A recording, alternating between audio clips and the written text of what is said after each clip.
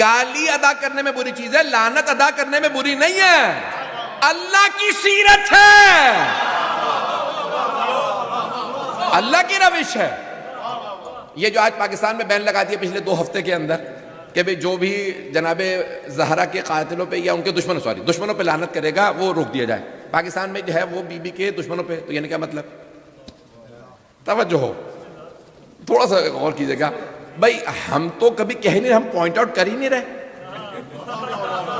اس پہ ہے، اس پہ ہے، اس پہ ہے،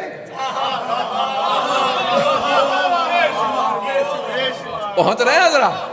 بھئی ہم نے تو پوائنٹ آؤٹ کیا ہی نہیں ہے کہ اس پہ لعنت ہے یا کس پہ ہے یا اس پہ ہے، ہم نے کہا ہی نہیں۔ ہم تو کہہ رہے ہیں دشمنوں پہ، توجہ، ہم تو کہہ رہے ہیں دشمنوں پہ۔ دوبارہ توجہ کیجئے گا، بھئی قرآن کہہ رہا ہے نبی پہ درود ہے، اور آپ بھی جلسے جلوس کر کے کہہ رہے ہیں نبی پہ درود، ان کے دشمنوں پہ لعنت۔ نبی نے کہا اتنا اکتفا نہ کرنا، لا تصلوا علیہ صلاۃ البترہ، مجھ پہ دم کٹی، دم بریدہ صلوات نہ بھیجنا۔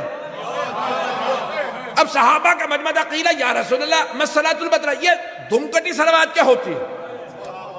آپ نے کہا جب مجھ پہ درود بھیجو آل کو شامل نہ کرو، تو یہ دم بریدہ صلوات ہے، یہ دم کٹی صلوات ہے۔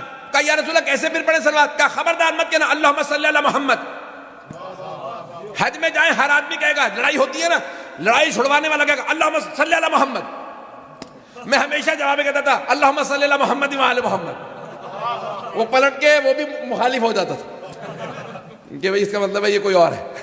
توجہ ہو، تو پیغمبر نے کہا کبھی بھی مجھے نہ کہنا اللہم صلی علی محمد، ہمیشہ کہنا اللہم صلی علی محمد وآل محمد۔ میرے دشمن مجھے ابتر کہتے تھے، اللہ نے آل دی ہے۔ توجہ ہو، توجہ سارے مجمع کی۔ تو پیغمبر نے کہا اللہ نے مجھے آل دی ہے، تو کبھی بھی دم بریدہ صلوات نہ بھیجنا، ہمیشہ میری آل کو شامل رکھنا۔ تو اب سارے کے سارے جلسے جلوس کرنے والے جتنی تحریکیں ہیں وہ سب ایک ہی بات کہتی ہیں کہ رسول خدا پہ درود، ان کے دشمن پہ لعنت۔ ہم کہتے ہیں بالکل صحیح ہے لیکن کافی نہیں ہے، رسول خدا اور ان کی آل پہ درود، اور ان کے اور ان کی آل کے دشمنوں پہ لعنت۔ پتہ نہیں بات پہنچی ہے نہیں؟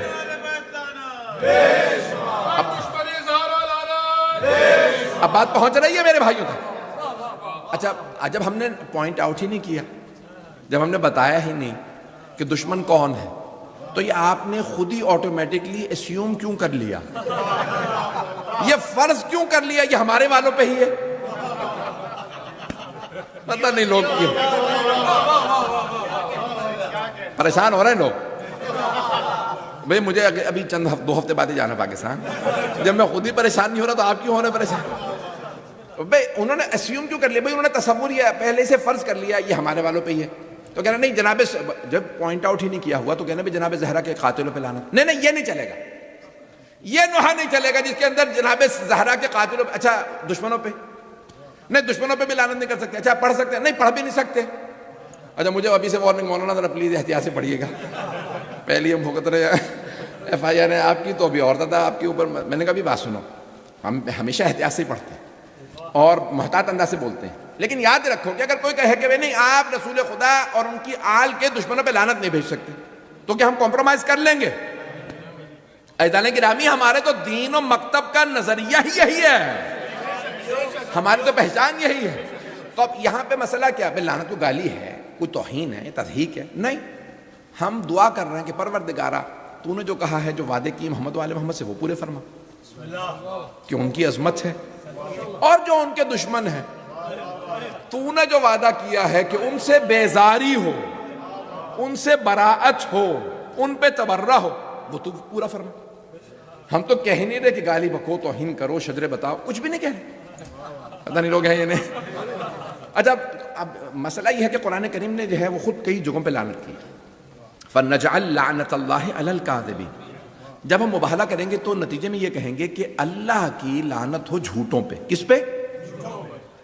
اچھا اب بہت بڑے عالم دین تھے، مرحوم ہو گئے، ہے پاکستانی کے عالم دین تھے، تو وہ قوم مقدس آئے ہوئے تھے، تو سب طلباء نے کہا مجلس پڑھنے. جب بہت بزرگ ہو گئے تھے، کہنے لگے پڑھ نہیں پاتا ہوں، صحت نہیں ہے، یہ نہیں وہ نہیں، تو بہرحال ضد کی، انہوں نے مجلس پڑھ دی.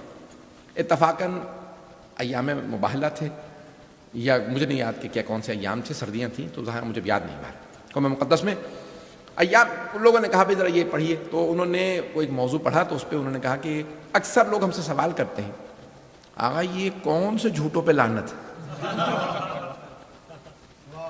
پتہ نہیں کچھ لوگ پہنچ گئے یہ کون سے جھوٹوں پہ لعنت ہے. تو ہم لوگ ہیں، تجارت کرتے ہیں، کاروبار، تو تھوڑا بہت تو سچ اوپر نیچے ہو ہی جاتا ہے.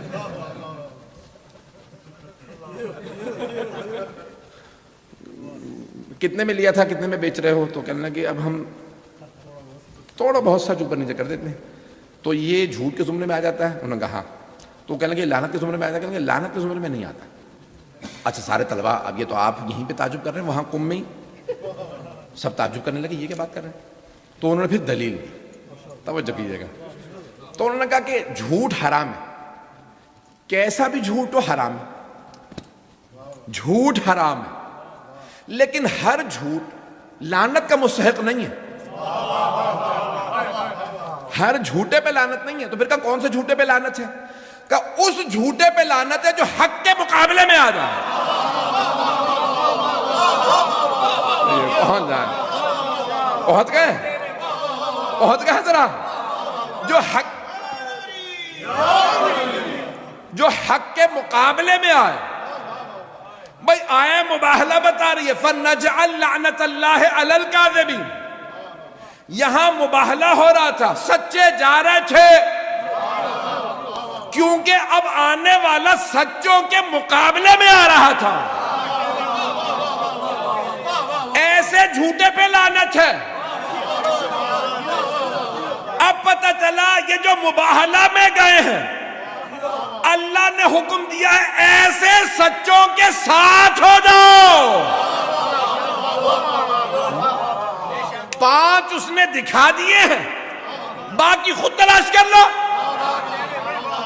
کیسے ہوں گے؟ ایسے ہوں گے، صادق ہوں گے، امین ہوں گے، معصوم ہوں گے، علم لدنی کے مالک ہوں گے، عصمت کبریٰ کے مالک ہوں گے. تو اب باقی جو 9 ہیں وہ ایسے ہوں گے، پتہ نہیں لوگ ہیں یا نہیں، ایسے ہوں گے. تو اب سچوں کے ساتھ ہو جاؤ، ہر دور میں سچوں کے ساتھ ہو جاؤ. جو سچوں کے مقابلے میں آئے اس پہ لعنت ہے. اچھا لعنت جب پڑتی ہے نا تو وہ اثر دکھا دیتی ہے.